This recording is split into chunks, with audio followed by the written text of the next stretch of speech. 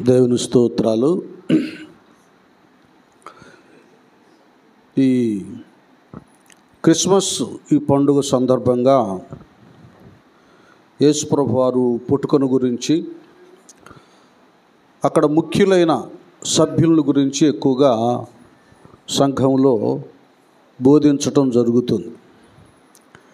ఎందుకంటే వాళ్ళు ప్రభువును కనుగొనటానికి, ప్రభువును చూడటానికి ఏ విధమైన యోగ్యత అర్హతను వారు సంపాదించుకున్నారో, మనం కూడా ప్రభువులో బ్రతకటానికి, ఆయన చూడటానికి, రెండో రాకడలో సిద్ధపడి ఆయనను ఎదుర్కొనటానికి వాళ్ళలాంటి అనుభవాలు మనకు కావాలి అన్నమాట.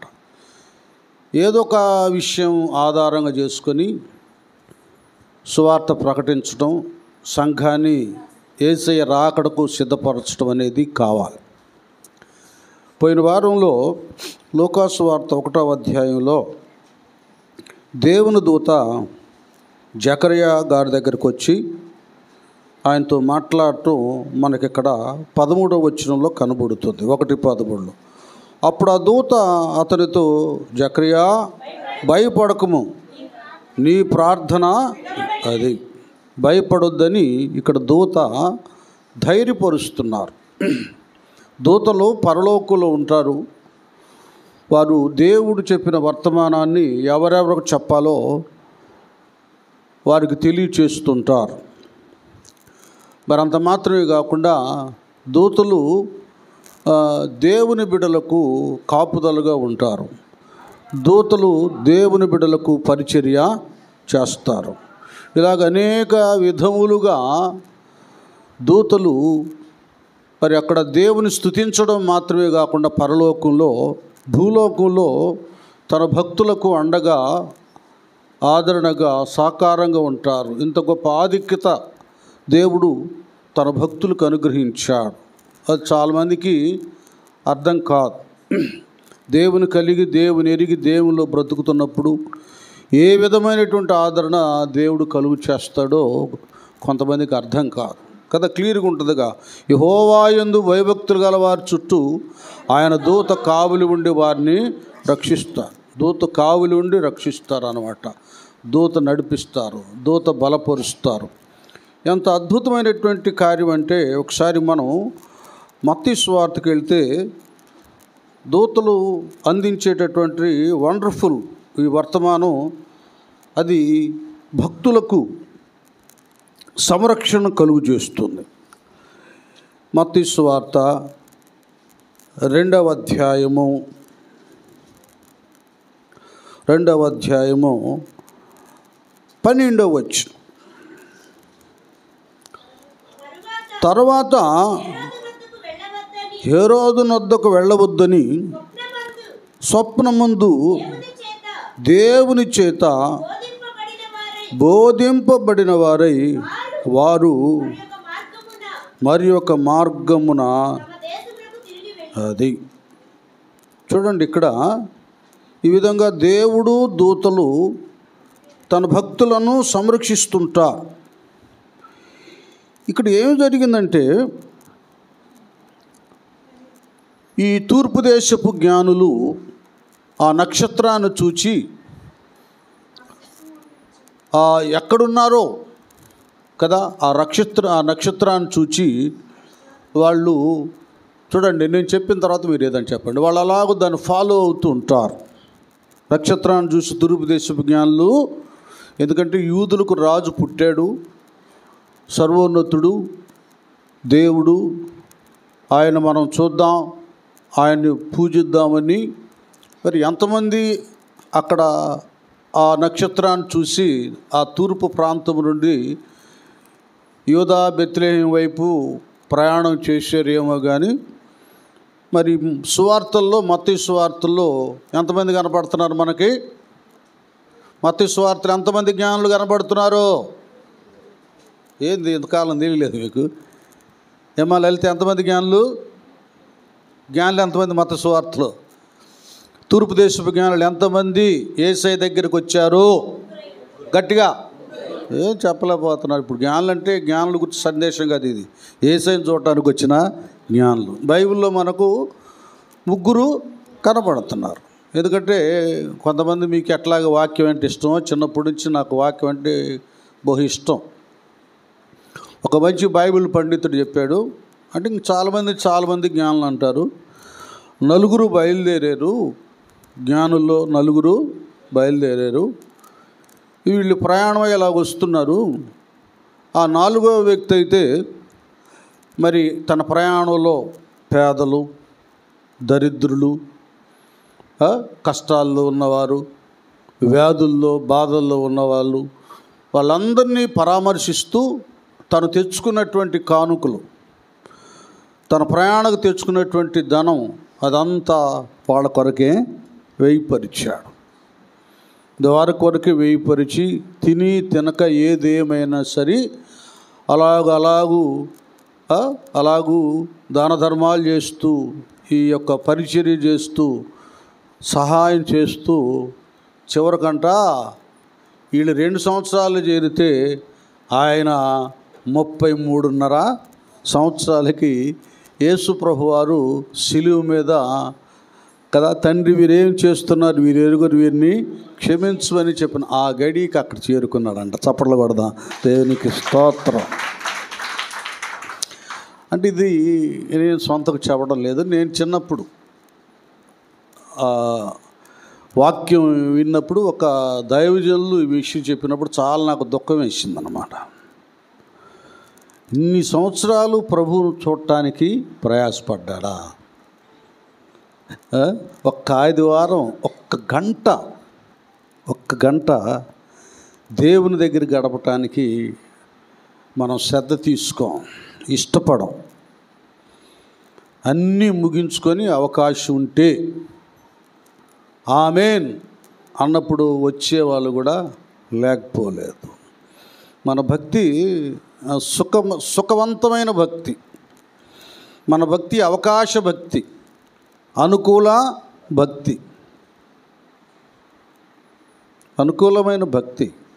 ఇవాళ ప్రభు దినం, ప్రభు సన్నిధికి వెళ్ళాలి, ఒక 10 నిమిషాల ముందే వెళ్ళి మోకరించి, నాయన నాతో మాట్లాడు, మా అందరితో మాట్లాడయ్యా, ఆరాధనలో ఆత్మతో కదిలిచ్చయ్యా, నీకు మహిమకరంగా ఉండాలయ్యా, మాకు దీవెనకరంగా ఉండాలని ఎవరికి వాళ్ళు గుండె మీద చేసుకుని చెప్పండి.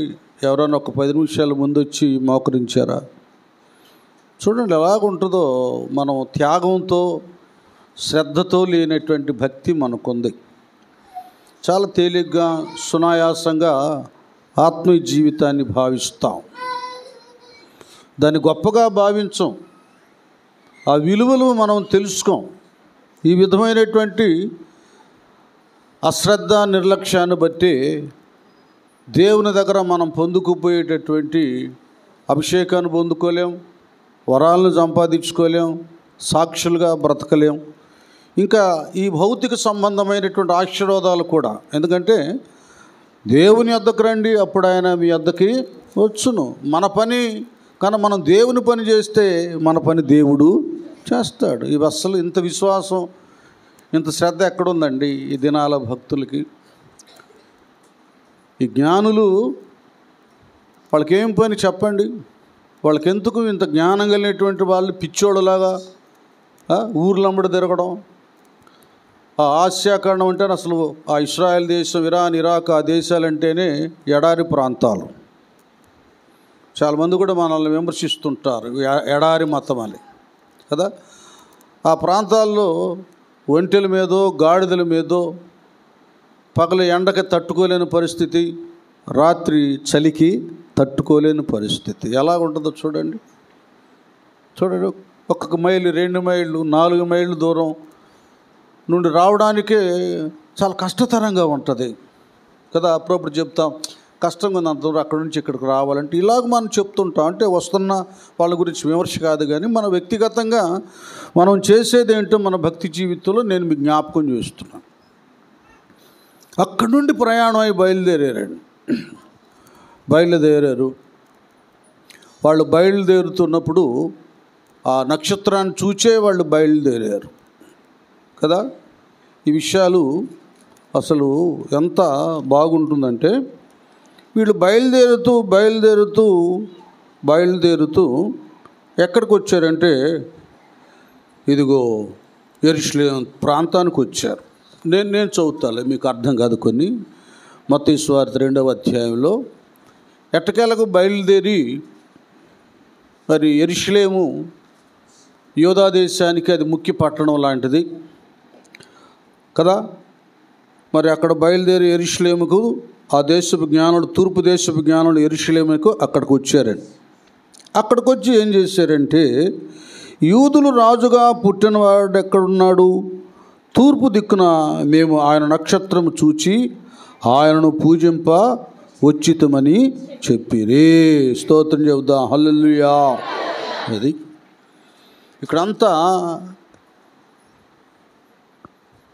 ఆ ప్రదేశంలో యెరూషలేములో ఒక మాట చెప్పానుగా, ఒక ముఖ్య పట్టణంలో ప్రాముఖ్యమైనటువంటి నగరులో ఎవరెవరు ఉంటారంటే అక్కడ యెరూషలేములో ఒక దేవాలయం ఉంటుంది. దాన్ని హెరోదు అనే రాజే కట్టించాడు. యూదులు అభిమానాన్ని మనోళ్ళు ఎట్లాగా మన రాజకీయ నాయకులు ఈ చర్చీలు, మసీదులు, ఆలయాలు కట్టించి ఆ మతానికి సంబంధించిన వారి లబ్ధిని పొందుకుంటారు ఓట్ల కోసం. ఈ హెరోదు కూడా ఈ యూదా ప్రజల యొక్క అభిమానాన్ని సంపాదించుకోవటానికి యెరూషలేములో దేవాలయాన్ని కట్టాడు. ఇప్పుడు మనం మందిరం కట్టుకున్నాం.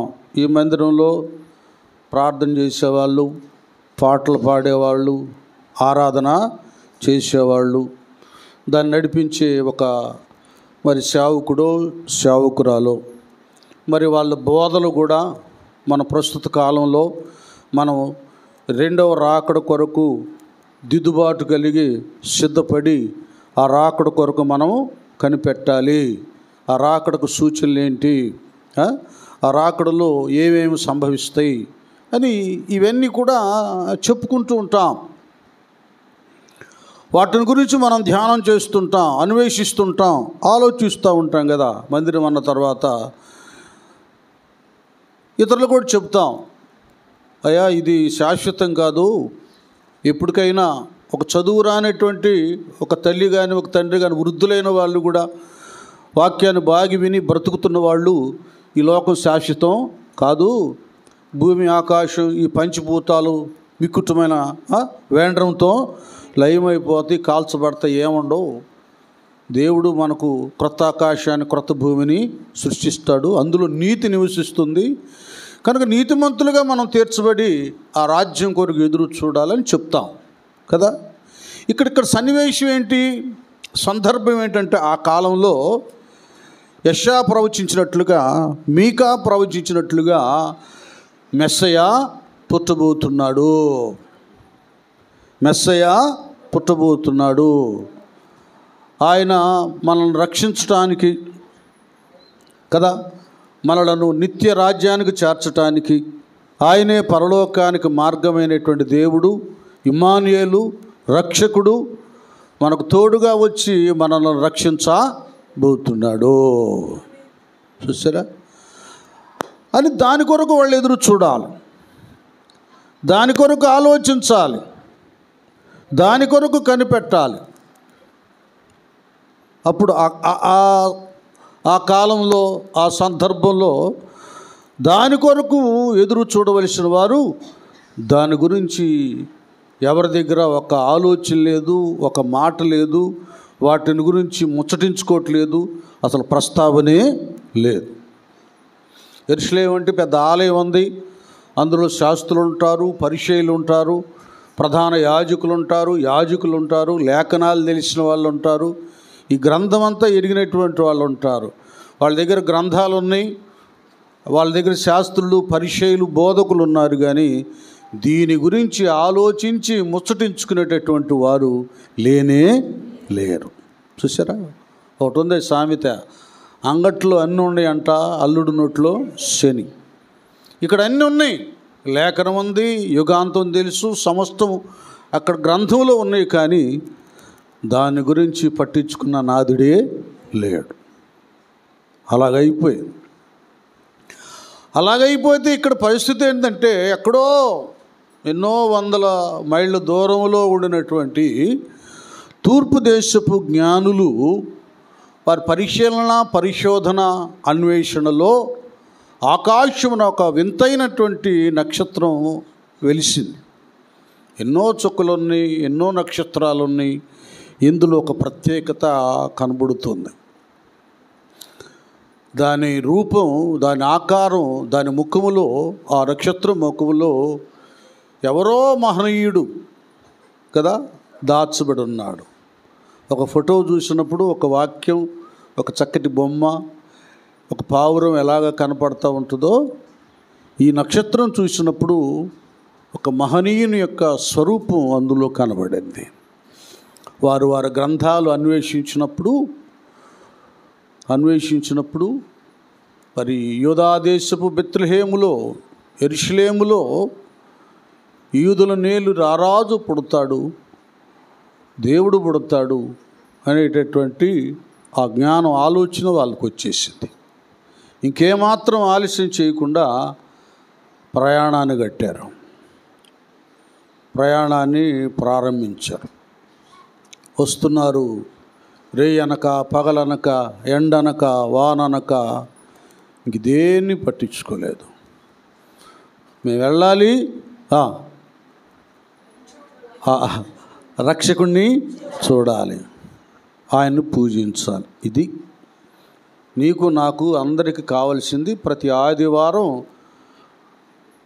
మనం చేయవలసింది. జ్ఞానులు మనకు మేలుకొలుపు కలుగా చేస్తున్నారు. అంత దూరం నుంచి అట్టొచ్చారు. మరి ఎక్కడుండి కూడా నువ్వేం చేస్తున్నావు? అసలు నీ మైండ్లో ప్రభు ఉన్నాడా? నీ ఆలోచనలో ఆరాధన ఉందా? చప్పట్లు కొట్టి స్తుతించాలి, ఆత్మలో లీనమైపోవాలి. నేను ఇది ప్రభు దినం, ఈ దినం అంతా కూడా ఆయన పాద సన్నిధిలో గడపాలనేటటువంటిది ఆశ, అపేక్ష ఉందా మనలో? ఇది ప్రశ్న. నిత్యం వాక్యం తెలుసు, ప్రార్థన తెలుసు, మందిరం తెలుసు అని తెలిసిన మనమే నిర్లక్ష్యంగా ఉన్నాం. వీళ్ళవేవి లేకుండా కేవలము వారి భక్తి వారిని సజీవుడైనటువంటి దైవ కుమారుని పూజించేటటువంటి ఆసక్తిని కలిగించి ప్రయాణమై బయలుదేరుతున్నారు. తీరా ఇక్కడ వాళ్ళు, ఆ ఊరోళ్ళు ఏమని చెబుతారు అనుకుంటే అసలు ఒక్కడ నోట ఈ మాట లేదు. పుట్టింది లేదు, ఎక్కడ ఆయన ఉన్నది లేదు, ఏమీ లేదు. అయితే ఆయన పుట్టగానే గొర్రెల కాపరులకి, మీరు చదవద్దులండి, లోకాసు వార్త 2వ అధ్యాయంలో, గొర్రెల కాపరులకి దేవుడే డైరెక్ట్గా దూతను పంపించి, అరే బాబు మీరేం భయపడొద్దు, మీకు సంతోషకరమైన శుభవర్తమానాన్ని తెలియజేస్తున్నాను. దావీదు పట్టణమందు నేడు రక్షకుడు మీ కొరకు అది అని వాళ్ళకి ఒకటి విషయాలు మీరు గమనించాలి. వాళ్ళేమో జ్ఞానులు, వాళ్ళు భక్తి అన్వేషణ, సత్యాన్వేషకులు అన్నమాట. అన్వేషణలో వాళ్ళు తెలుసుకున్నారు, రూట్ తెలుసుకున్నారు. ఇప్పుడు ప్రయాణమై వెళ్ళాలి. కొద్దిగా ప్రయాస పెట్టాడు దేవుడు వాళ్ళకి. వీళ్ళేమో తమ డ్యూటే, తమ ఉద్యోగమే, తమ మందే, తమకు జాగ్రత్త, దాన్ని మేము కాపాడుకోవాలి, అవి మమ్మల్ని పోషిస్తాయి. ఇది ఏదైనా కరెక్టే. ఏదైనా ఒక చిన్న ఉద్యోగం పని నీకున్నప్పుడు దాన్ని శ్రద్ధగా చేసుకోవాలి, దాంట్లో సామర్థ్యం సంపాదించాలి, దానిలో నుండి అభివృద్ధి చెందాలి. ఎందుకంటాడు జ్ఞాని సొలొమోను, ఒక పనిలో నైపుణ్యత గలవాన్ని చూసావా, వాడు రాజుల ఎదుట. అది నేను చెప్తున్నా, మీకు వచ్చిన చిన్న పని అయినా దాంట్లో కొద్దిగా కష్టపడండి, కొద్దిగా సంపాదించుకొని మీ భార్య బిడ్డలను పోషించుకొని నెమ్మదిగా ఉంటారు. అంతేగాని ఒకరోజు పనికి వెళ్ళి 4 రోజులు ఆగటం అనేది సరైనది కాదు. తొదక అప్పులు పాలైపోతారు. ఈ గొర్రెల కాపరులు పగలంతా కూడా ఎక్కడ మంచి పచ్చికుందో అక్కడ తీసుకెళ్ళి గొర్రెలను మేపుతూ, రాత్రి అయ్యేసరికి పొలంలో ఆ దొడ్డిలో చక్కగా వాటిని సమకూర్చి మళ్ళీ క్రూర మృగాలు కానీ దొంగలు కానీ దొంగిలిస్తారేమోనని వాటిని కాసుకుంటూ ఉన్నారు.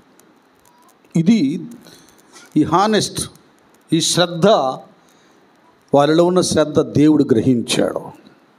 ఎవరికి చెప్పాలి, ఆల్రెడీ జ్ఞానులు ప్రయాణం అవుతూ ఉన్నారు, రెడీ అవుతున్నారు. ఎవరికి చెప్పాలి? ఇదిగో శ్రద్ధ కలిగిన వారు ఈ గొర్రెల కాపర్లో ఎండను వానను రేయి పగలు దేన్ని కూడా లెక్క చేయకుండా వారికి అప్పగించిన మందన జాగ్రత్తగా కాచుకుంటున్నారు. పురుషులుగా తమ భార్య బిడ్డలను జాగ్రత్తగా చూసుకోవాలి. స్త్రీలుగా కదా జ్ఞానవంతురాలు తన ఇల్లును జాగ్రత్త చూసుకోవాలి. చూసుకున్నప్పుడే దైవ ప్రత్యక్షత నీ కొరకు వస్తుంది. ముందు మామూలుగా ఇచ్చిన వాళ్ళని తృణీకరిస్తూ ఉంటే దేవుడు కనపడతాడేంది? ఇంట్లో భర్తను గౌరవించవు, భార్యను ప్రేమగా చూడవు, దేవుడు ఎక్కడి నుంచి వస్తాడు నీకు? ఆయన ఏర్పాటు చేసిన దాన్ని తృణీకరిస్తే నీకు దర్శనం ఎక్కడ కలిగిద్ది? కలగదు. అన్నీ జాగ్రత్తగా చూసుకున్నవాడే నిజ క్రైస్తవుడు. ఎందులో డిఫాల్ట్ ఉన్నా లోటున్నా మనం దేవుని లిస్టులో బలహీనమే. ఇది బాగా మనం గుర్తుపెట్టుకోవాలి. గొర్రెల కాపరులకు ఎందుకు చెప్పాలండి దూత వచ్చి? దేవుడు ఆయన దగ్గరికి వాళ్ళ దగ్గరికి ఎందుకు పంపించాలంటే వారి ప్రయాస చాలా గొప్పది.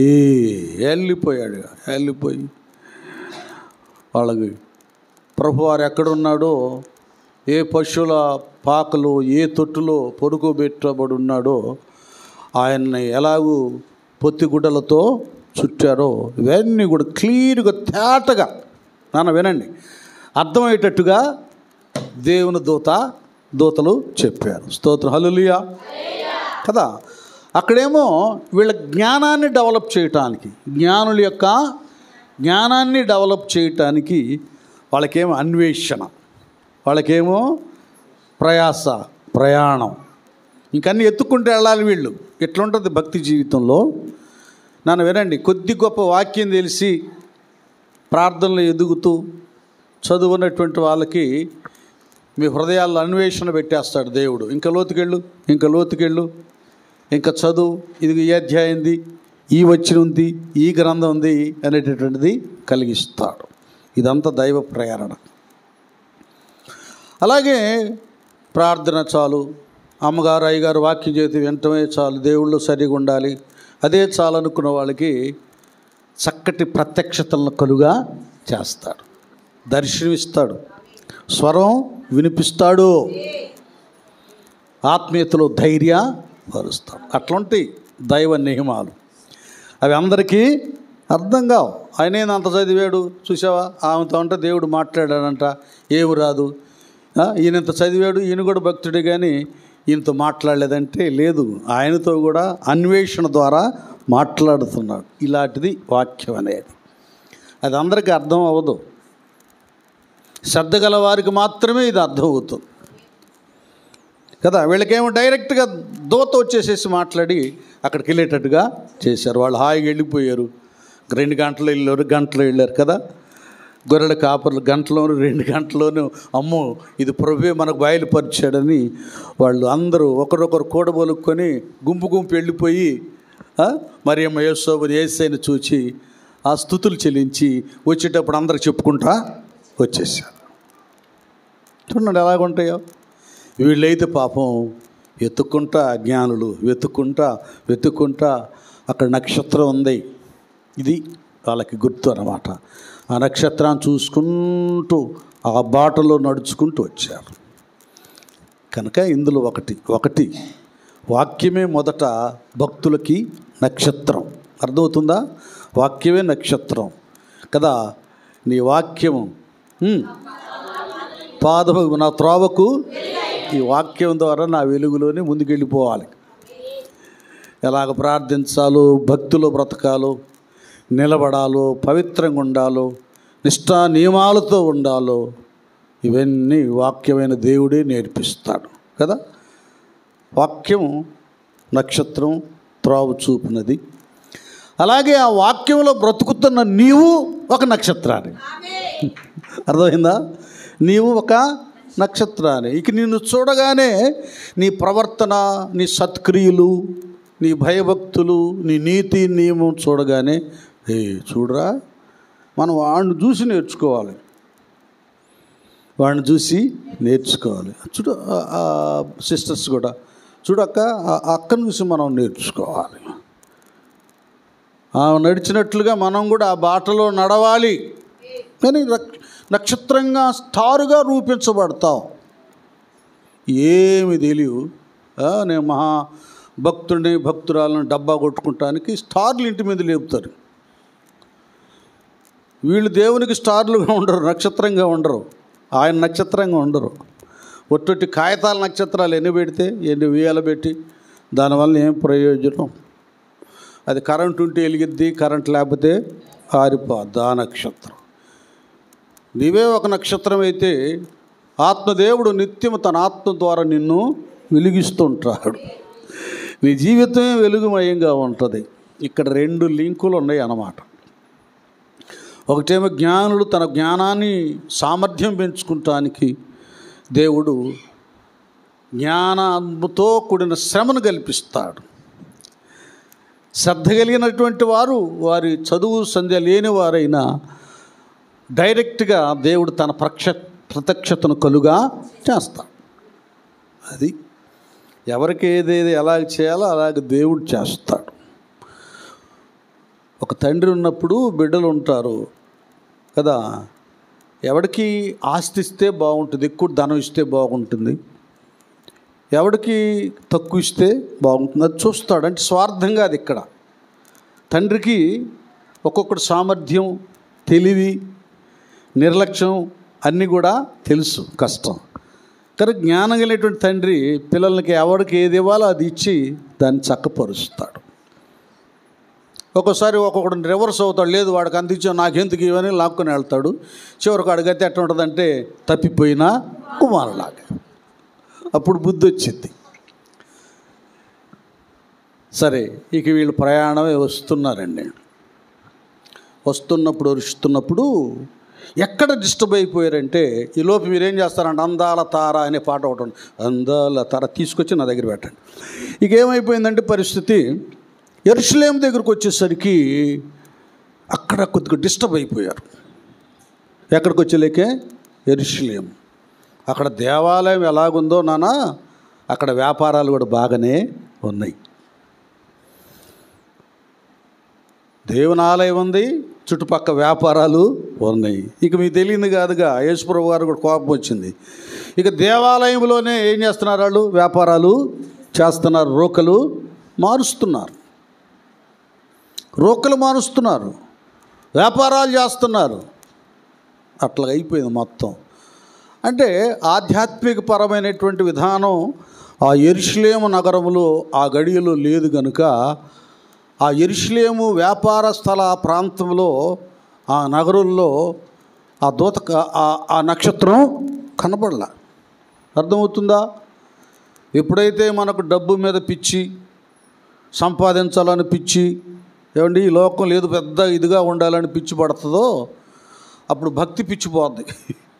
భక్తి పూర్తిగా ఊడిపోయింది కాబట్టి ఇంకా మనకేం అర్థం కాదు. దైవాత్మను తొలగిపోయి ఉంటుంది కనుక మనం ఏం చేస్తున్నామో అసలు మనకు అర్థం కాదనమాట. చెడు చేసినా మంచిగానే ఉంటుంది, నా లాభం నాకు వచ్చిందిలే, నా ఘనత నాకు వచ్చిందిలే అనుకుంటారు.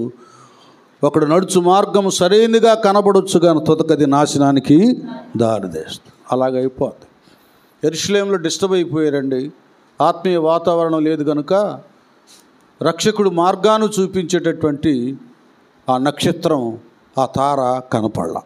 అది మన జీవితంలో చెప్పానుగా, ఈ లోక సంబంధమైనటువంటి శరీరాశ, నేత్రాశ, జీవపు ఇవి ఎప్పుడైతే మనల్ని ఆవరిస్తాయో నువ్వు ప్రార్థన ఎగ్గొట్టినా కూడా హ్యాపీగా ఉంటావు, కానీ రవ్వంత బాధ నీకు కలగదు.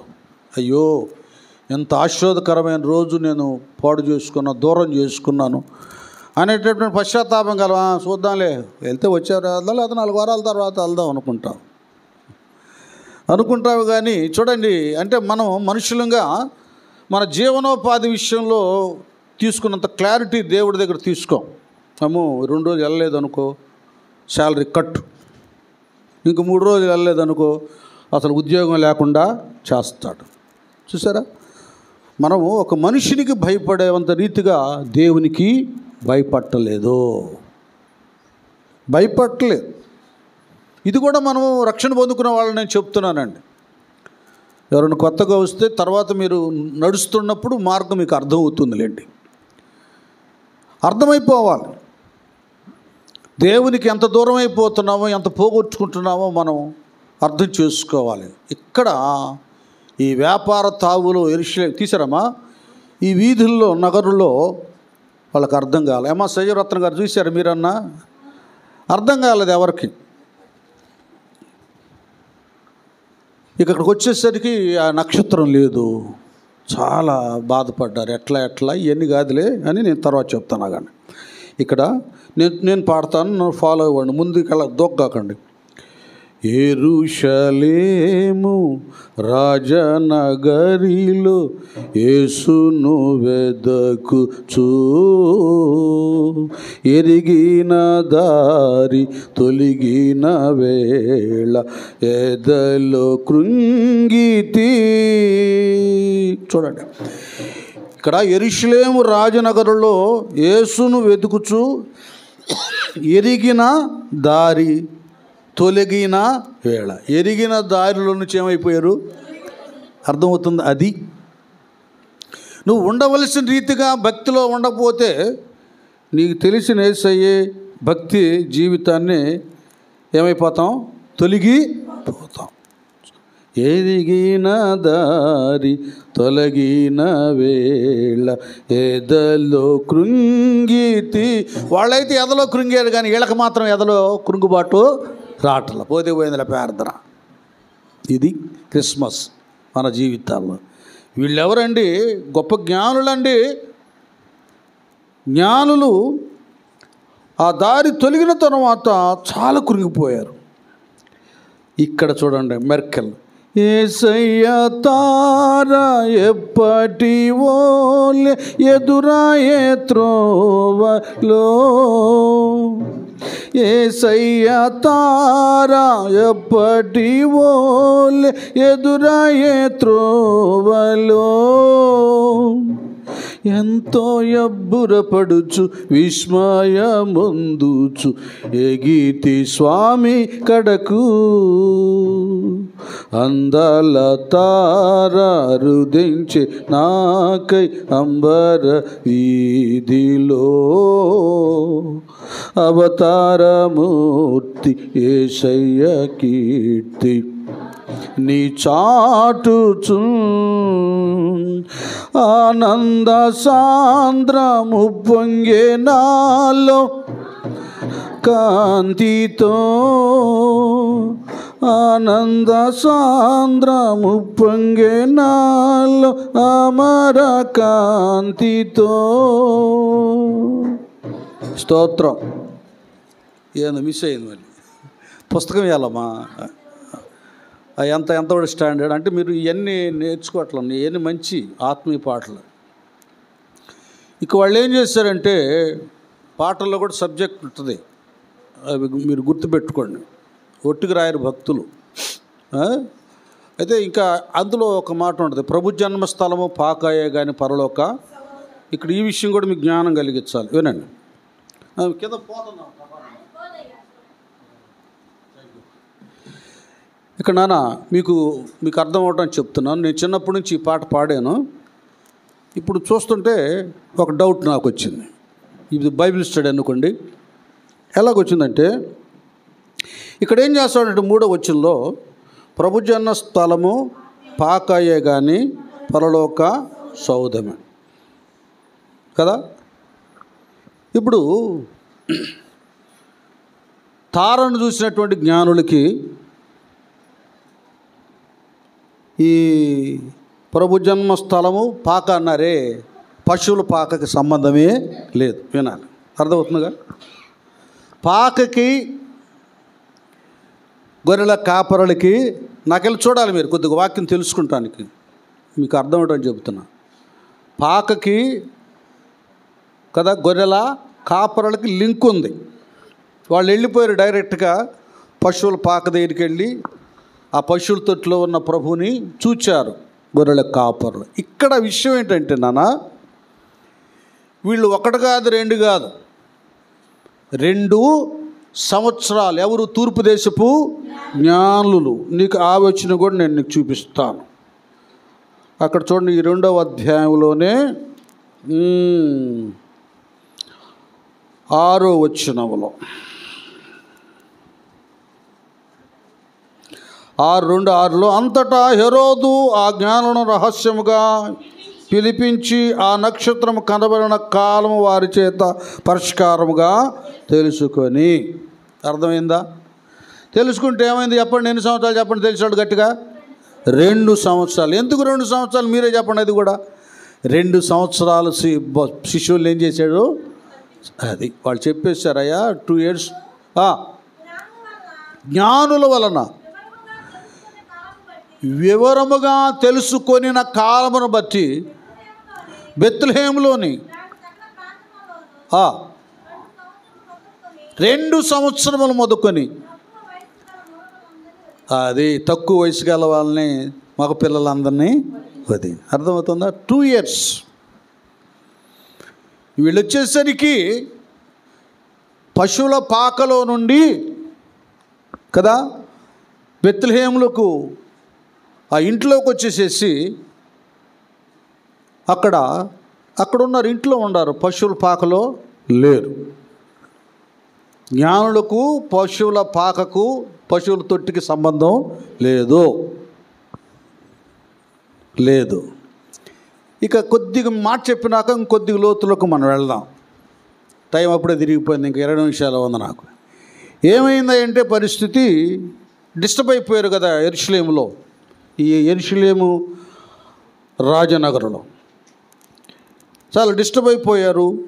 ఇవన్నీ ఎందుకులే, ఈ తెప్పలు మనకేం వద్దు, కానీ మనం ఏం చేద్దామంటే యెరూషలేము నగరంలో రాజుగారు ఉంటారు కదా, రాజుగారి దగ్గరికి వెళ్ళిపోదాం. ఇక్కడ విషయం ఏంటంటే, వీళ్ళు ఒకటి, హెరోదు రాజు దేవుని యందు భయభక్తులు గలవాడు కాడు. యెహోవా దేవుని యొక్క పరిపూర్ణమైన శక్తి ఎరిగినవాడు కాడు. ఇప్పుడు ఎలాగూ ఈ రాజకీయ నాయకులు ఎలక్షన్ వచ్చినప్పుడు మసీద్ దగ్గరికి వెళ్ళి టోపీలు పెట్టుకుంటారు, చర్చిల దగ్గరికి వెళ్ళి బైబిల్ చదువుతారు, దేవాలయాల్లో ఆ దేవుళ్లకు కదా పూజలు పునస్కారాలు చేస్తారు. ఇట్లాగ ఈయన కూడా చెప్పానుగా, యూదుల మెప్పు కొరకే అతడు ఆ ఆలయాన్ని కట్టాడు. యూదుల్లో ఈ యాజకులు, శాస్త్రులు, పరిచయుల్ని వాళ్ళతో ఎప్పుడు కూడా వాళ్ళకి అయ్యి బహుమానాలు, కానుకలు ఇస్తూ వాళ్ళు మెప్పు పొందుకునేవాళ్ళు. మాకు హెరోదే రాజు కావాలని చక్రవర్తితో కదా, రోమా చక్రవర్తితో సపోర్ట్ చేస్తారని అట్లాగా వాళ్ళని ఆకర్షించుకునేవాడు.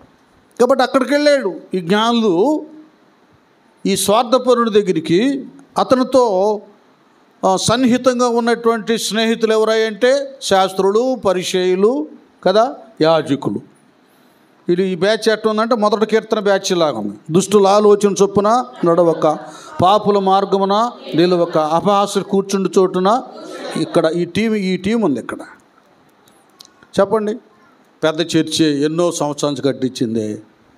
అక్కడ రాజకీయ ఎలక్షన్లు, ఓట్లు, పోటీలు, తన్నుకుంటాలు. ఏమండి అంత భయంకరం అండి. అంటే అప్పటి నుంచే ఈ తతాంగం జరుగుతూనే ఉంది కొన్ని చోట్ల. ఇది ఇక అందరూ మొత్తులో ఉండారు.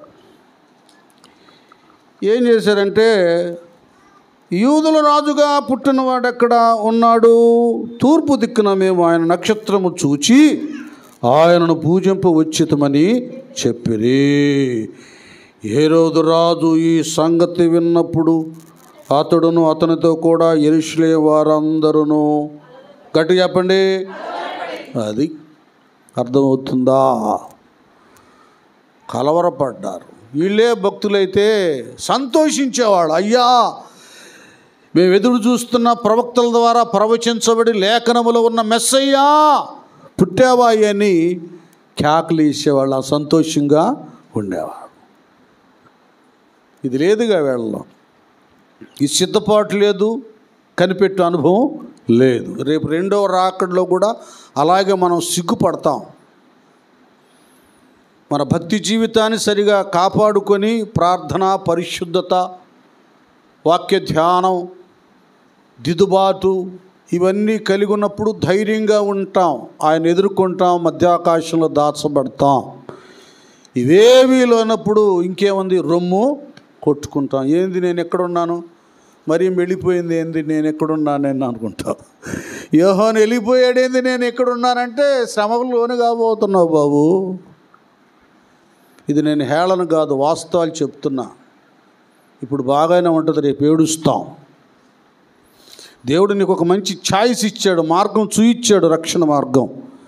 దానిలో నువ్వు ముందుకు నడు, రక్షణలో ఎదుగు, బలపడు, యేసయ్య రెండవ రాకడకు సిద్ధపడు. అది నీ పద్ధతి. ఇక్కడ వీళ్ళు యేసయ్య మొదటి రాకడను గురించి యెషయా, మీకా ప్రవచించిన ఎవరు దాన్ని లక్ష్య పెట్టలేదు. చక్కగా అన్యుడైన వాడు, భయంకరుడైన మూర్ఖుడైన రాజుతో స్నేహ సంబంధాలు కలిగి ఉన్నారు. కలవరపడ్డారండి. కాబట్టి రాజు ప్రధాన యాజకులను, ప్రజల్లో నుండి శాస్త్రులను అందరినీ సమకూర్చే.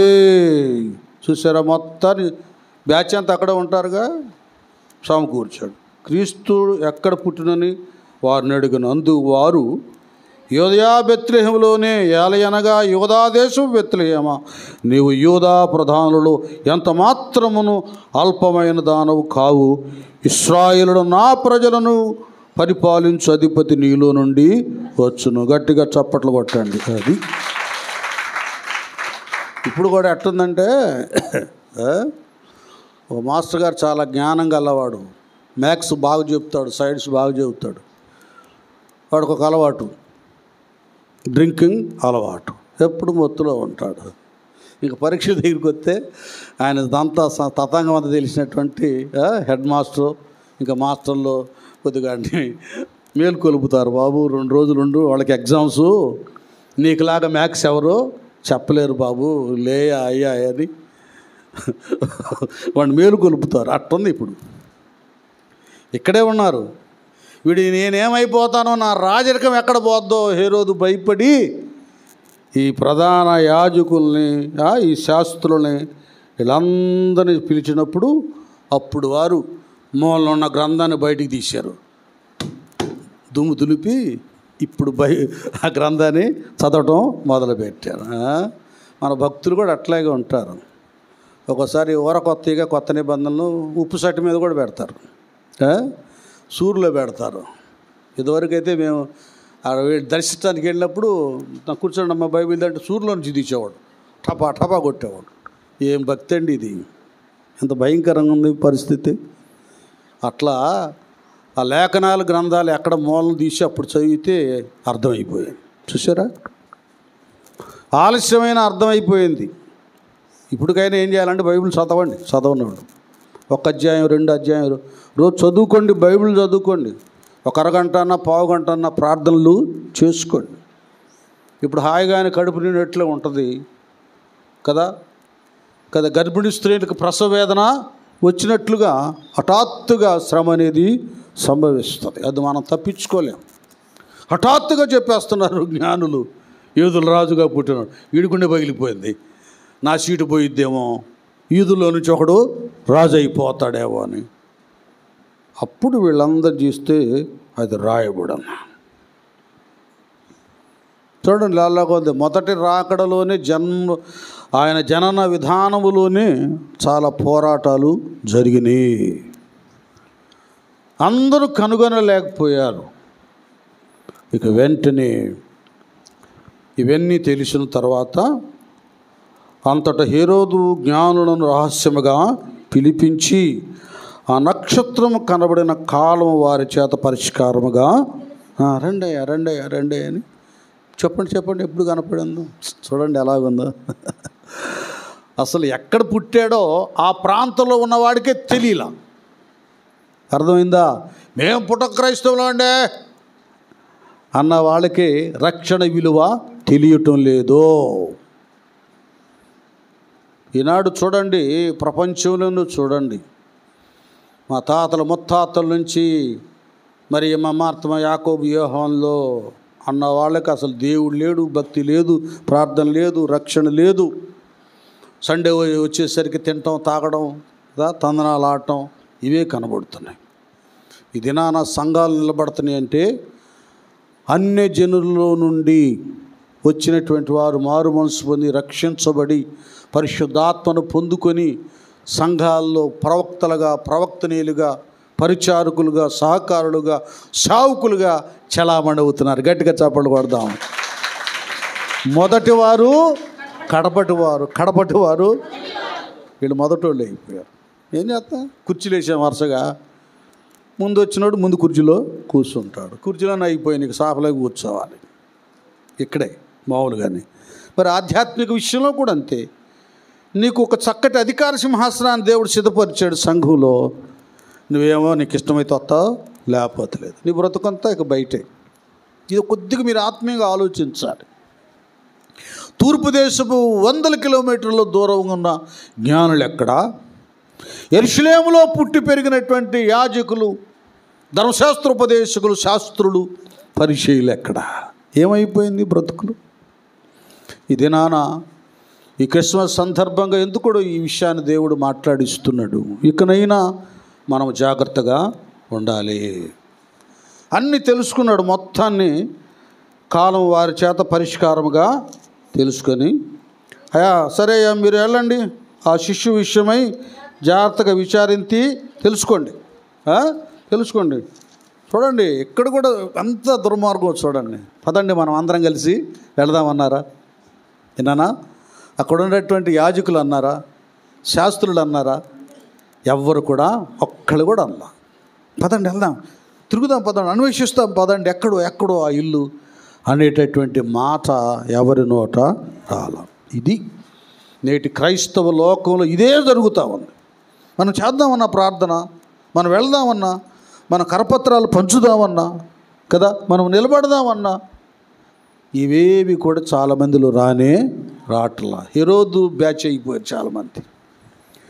జ్ఞానులు, తూర్పు దేశం జ్ఞానుల టీములు ఎవరు లేరు ఇప్పుడు. అజ్ఞానుల బ్యాచ్, హెరోదు బ్యాచ్ ఎక్కువ అయిపోయారు సంఘాల్లో. ఆ స్థితిని మార్చుకోవాలి. ఈ క్రిస్మస్ పండుగ సందర్భంగా జ్ఞానులుగా, తూర్పు దేశ జ్ఞానులుగా తీర్చబడాలి. వెళ్ళండియా మీరు వెళ్ళి జాగ్రత్తగా విచారించి తెలుసుకనగానే నేను వచ్చి ఆయనను పూజించినట్లు నాకు వర్తమానం తెండని వారిని బెత్లెహేముకి పంపాడు. అర్థమవుతుందా? ఇలాంటి వెళ్ళాలంట. ఆయన పూజించినట్లు నాకు కూడా మీరు వర్తమానం తండి. వాళ్ళు చెబితే ఈయన పూజిస్తాడంట. అంత భయంకరమైందో. ఇప్పుడు అట్లాగ అయిపోయారు చాలామంది. ఇప్పుడు చెప్పినా కూడా వచ్చేవాళ్ళు లేరులేండి ప్రార్థనలే కదా. చాలామంది చాలా వరకు బ్లాక్ అయిపోయింది. భక్తి బ్రతుకు అంతా కూడా శూన్యం అయిపోయింది. వారిని బెత్లెహేమునకి పంపించాడు. వారు రాజు మాట విని బయలుదేరి పోవచ్చుండగా, ఇదొక మెర్కిల్. నన్ను ఇక్కడ చాలా జాగ్రత్తగా వినాలి. ఆ మాట విని ఆయన దగ్గర నుంచి, హెరోదు రాజు దగ్గర నుంచి బయటకు వచ్చి ఇక్కడ పోతున్నప్పుడు, ఇదిగో తూర్పు దేశమని వారు చూచిన నక్షత్రము అప్పుడు మళ్ళీ కనబడింది. చప్పట్లు కొట్టండి. ఈ దుష్ట బ్యాచ్ని విడిచిపెట్టి ఎప్పుడైతే బయటకు వచ్చేసారో మళ్ళీ ఆ నక్షత్రం కనబడు. అర్థమవుతుంది అందరికీ? కనుక భక్తిని జాగ్రత్తగా కాపాడుకోండి. కొంతమంది పనికిమానోళ్ళు ఉంటారు. అటో కడిగేస్తారు, ఇటో కడిగేస్తారు. 2 పడవల మీద కాళ్ళు పెడతారు. ఇది సత్యమని తెలిసిన అక్కడ నిలకడగా ఉండరు, అది అసత్యమని తెలిసిన వాళ్ళని వదిలి పెట్టరు. వినండి బ్యాచ్, ఇది సత్యమని తెలిసిన నిలకడగా ఉండరు. అది అసత్యమైన తెలిసిన వాళ్ళు వదలకుండా ఉండరు. వీళ్ళు అటు ఇటు కానోళ్ళు చివరికి దేనికి పనికిరావు. కాబట్టి దేవుని పిల్లలంగా మనం చెప్పారుగా, మళ్ళీ మొదటి కీర్తన దగ్గరికే వెళ్ళిపోవాలి.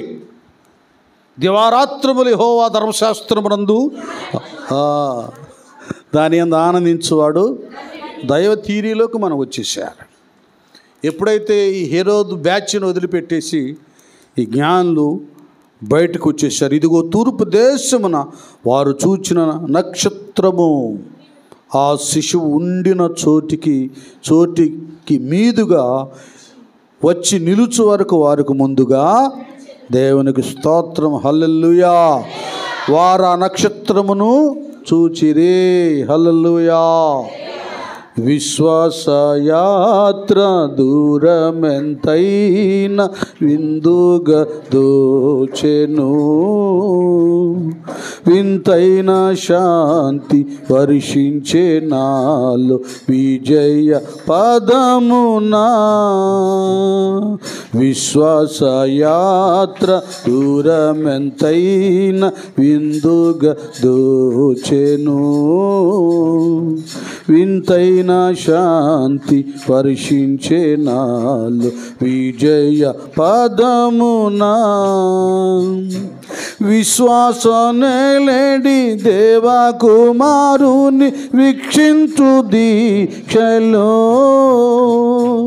విశ్వాసనేలేడి దైవ కుమారుని వీక్షించు దీక్షతో, విరజిమ్మే బలము ప్రవహించే ప్రేమ విశ్రాంతి నొసగుచున్. అందల తార అరుదించే నాకై అంబర వీధిలో, అవతారమూర్తి యేసయ్య కీర్తి అవన్నీ చాటుచున్, హల్లెలూయా. అది అప్పుడు మళ్ళీ ఆ నక్షత్రం వాళ్ళకి కనబడింది. అర్థమవుతుందా? నీకు దేవుని త్రోవ, ఆ ఉన్నతమైన మార్గం నీకు మళ్ళీ స్పష్టంగా కనబడాలంటే ఆ హెరోదు టీమును నువ్వు నుండి బయటికి రావాలి. అప్పుడు దాకా నీ బ్రతుకు ఇంకంతే. నువ్వు దేనికి పనికిరావు, ఏ విధంగా ఫలించవు, ఏ ఫలం నీకు ఉండదు. ఎన్నిసార్లు చెప్తాడు దేవుడు వాక్యం ద్వారా? వినాలి, లోబడాలి. వీళ్ళు ఎప్పుడైతే వచ్చేసారో బయటికి చాలా ఉన్నతంగా డైరెక్ట్గా ఎక్కడ ప్రభువారు ఉన్నారో ఆ చోటికి మీదుగా వచ్చి నిలుచు వారికి ముందుగా నడిచాను. వారు ఆ నక్షత్రం చూచి ఆ అత్యానంద భరితుల ఇంటిలోనికి వచ్చి చక్కగా ఎక్కడికి వెళ్ళిపోయారు? ఇంట్లోకి వెళ్ళిపోయారు. అర్థమైందా? ఇప్పుడు నీకు ప్రశ్న అన్నమాట. గొర్రెల కాపరులు ఎక్కడికి వెళ్ళారు చెప్పాలి గట్టిగా. అది జ్ఞానులు, ఇది మీకు అర్థం అవడానికి చెప్పిస్తున్నాను అన్నమాట. జ్ఞానులు ఇంట్లోకి, ఇంటికి వెళ్ళిపోయారు అన్నమాట. అక్కడ 2 years ఏసైకి 2 సంవత్సరాలు కదా. జ్ఞానులు 2 సంవత్సరాల వయసప్పుడు ఇంట్లో ఉన్నటువంటి ఏసై దగ్గరికి వెళ్ళారు. కాపరులు రోజులతో ఉన్న శిశువు దగ్గరికి పశువుల పాక్కి వెళ్ళారు. అంటే ఇవన్నీ మీరు కొద్దిగా క్లారిటీగా తెలుసుకోవాలి కదా, అందుకని చెప్తాను. రిస్క్ అనుకోగాకండి, కొద్దిగా లోతులకు వెళ్ళాలి. ఇంకా కదిలిస్తే చాలా ఉంటాయి, మీరు తట్టుకోలేరు అవన్నీ విషయాలు చెప్పడానికి. చాలా లోతైనవి ఉంటాయి. ఇక వీళ్ళు ఏం చేశారంటే చాలా హ్యాపీ అయ్యారండి, మామూలు కాదు. చూసి ఆనందభరితులై ఇంట్లోకి వెళ్ళి తల్లి అయిన మరియను ఆ శిష్యును చూచి, అది వీళ్ళ భక్తి, యేసయ్యలో ఉన్న శక్తి, దైవత్వం ఇక్కడ కనబడుతుంది. ఇంత మహాజ్ఞానులు సాగిలు పట్టం ఏంటండి? పైన ఎడ కూర్చొనా ఇచ్చేయండి అది అలాగా అని ఊరక చెప్పేసి అధికారపూర్వకంగా పెత్తనంగా వెళ్ళిపోవటమే కానీ సాగిలు పడతారా? ఇక్కడున్న ఆయన దేవుడు, దేవుని స్తోత్రం, హల్లెలూయా కదా. సాగిలు పడి ఆయనను అది ఏదైతే ముందుగానన్నారో మేము ఆయనను పూజింప వచ్చుతామని ఆ పూజ ఇక్కడ చేశారు. చక్కగా సాగిలపడి ఏనానా ఆయనను పూజించి అప్పుడు ఏం చేశారు, తమ పెట్టెలు ఓపెన్ చేశారు. ఇంకా నేను ముగిస్తున్నాలే అమ్మ, మీరు కూడా రేపు పెట్టెలు ఓపెన్ చేయండి. ఏం చేశారు, పెట్టెలు ఓపెన్ చేశారు. ఏనండి, లాకరు, బీరువాలు, సంచులు ఓపెన్ చేసే వాళ్ళందరూ నేను చెప్తాను, ముందు మీ హృదయాలు ఓపెన్ చేయండి. మీ పిచ్చి కానుకలు దేవుడికి వద్దు, మాకు కూడా వద్దు. హృదయ శుద్ధి గలవారు ధన్యులు. నా కుమారుడా, నా కుమార్తె, నీ హృదయము, లుదియా హృదయం ఏమైంది చెప్పండి, అది తెరవబడాలి. ముందు ఈ క్రిస్మస్ సందర్భంగా ఎవరి హృదయాలు తెరవబడలేదో, ఎవరి హృదయాల్లో దేవుడు లేడో, ఎవరి హృదయాలు పవిత్రంగా లేవో, మీరు వాక్యం విని మారు మనసు పొంది హృదయ శుద్ధి కలిగి, హృదయ శుద్ధి గలవారు ధన్యులు, వారు దేవుని దాన్ని శుద్ధి చేసుకొని బాప్తిసం పొంది రక్షించబడండి. ముందు ఈ పెట్టెలు ఓపెన్ చేయండి నానా. ఇంకా బాప్తిసం లేనటువంటి వాళ్ళు, మారు మనసు పొందిన వాళ్ళు హృదయాలు ఓపెన్ చేయండి. అది కావాలి. దేవుడిని దగ్గర ఎన్ని లక్షలు ఇస్తావు, ఎన్ని వేలు ఇస్తావు, బలిపీఠం కట్టిస్తావా, అది వేస్తావా, ఇది వేస్తావా, ఏం అడగట్లా. ముందు దేవుడు నిన్ను, నీ హృదయాన్ని అడుగుతున్నాడు. నీ హృదయమే ఆయనకి నిజమైన ఆలయం. ఈ పెట్టెలు తెరవండి అబ్బా ఈ క్రిస్మస్కి. అది ఈ పెట్టెలు తెరవండి, తెరిచి అందులో నుంచి మీ హృదయాన్ని కానుక దేవునికి ఇవ్వండి. అది కావాలి,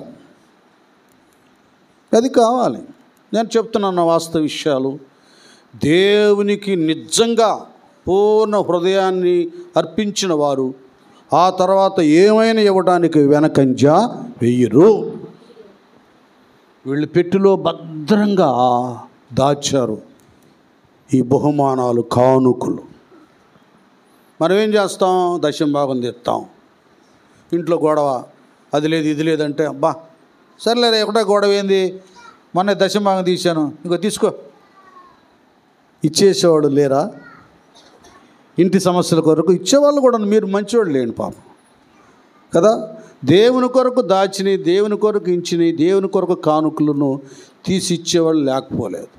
వీళ్ళు 2 సంవత్సరాలు ఆ మెస్సయాని పూజించి ఆయనకు సాగిలపడి మా కానుకలు అర్పించాలి. బాలుడి దగ్గరికి, శిష్యు దగ్గరికి, బిడ్డ దగ్గరికి ఒట్టి చేతులతో వెళ్ళకూడదు. దేవుని దగ్గరికి ఒట్టి చేతులతో వెళ్ళకూడదు. అందుకని ఒట్టి చేతులతో వెళ్ళకూడదు అంటాయా, అందుకని ప్రార్థనకి వెళ్ళలేదని మానుతారేమో. అటు చేయకండి, మీకు దండం పెడతా. మరొక తీరి, భక్తి తీరి చెప్తున్నా మీకు.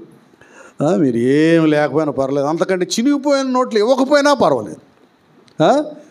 ఏదో ఒకటి వేయాలని చినిగిపోయిన ప్లాస్టర్ అంటే చిని పెట్టకాకండి. వాళ్ళేమో దుకాణానికి వెళ్తే హోటల్ వాళ్ళు మమ్మల్ని అంటున్నారు, ఏం పాస్టర్ గారండి చినిగిపోయింది ఇచ్చేవారు, మాకేం కళ్ళు సరిగ్గా కనపడవా, ప్లాస్టర్ అని చిట్టిస్తారు 50 రూపాయలు 100 రూపాయలు.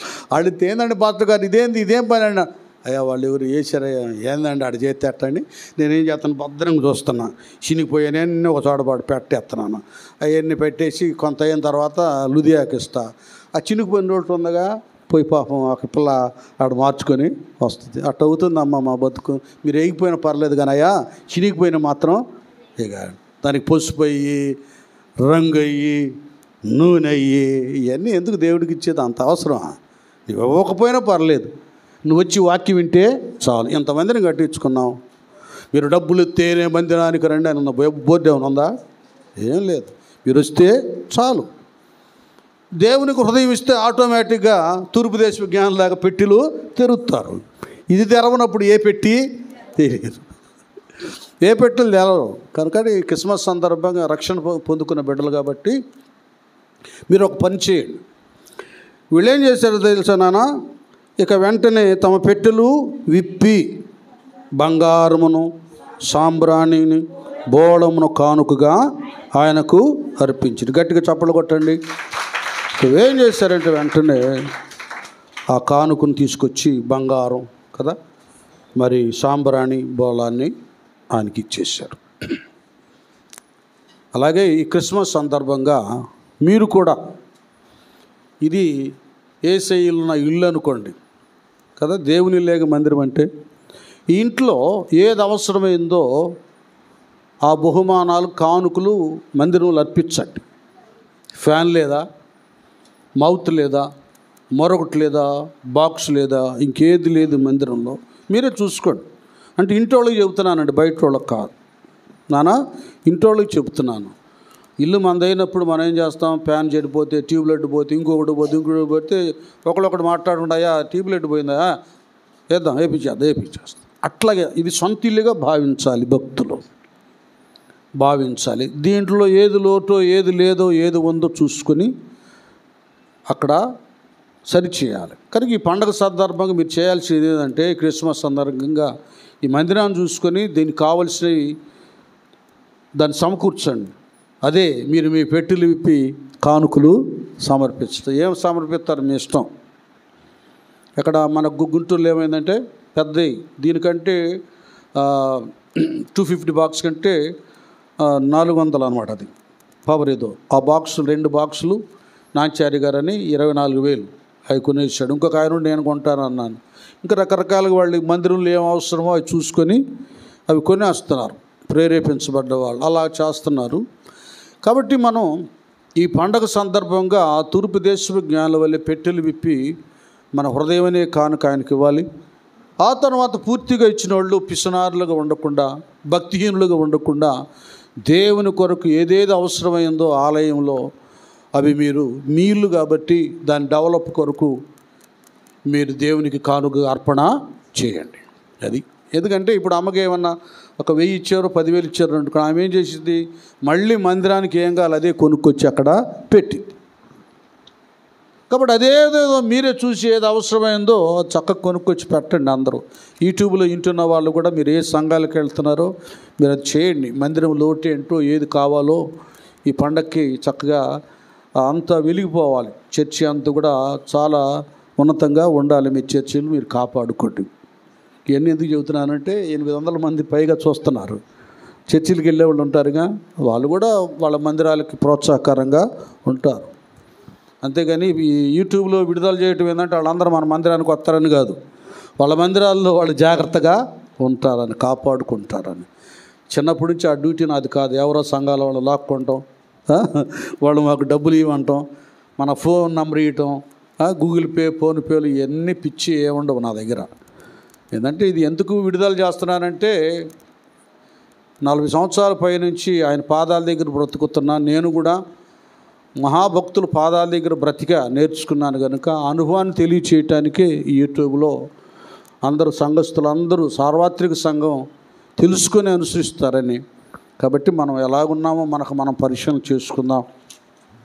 తూర్పు దేశపు జ్ఞానుల వలె ప్రయాసపడుతున్నామా, హెరోదు టీము వలె ఈ లోక సంబంధమైనటువంటి ఆశతో బంధించబడుతున్నామా పరిశీలన చూసుకుందాం.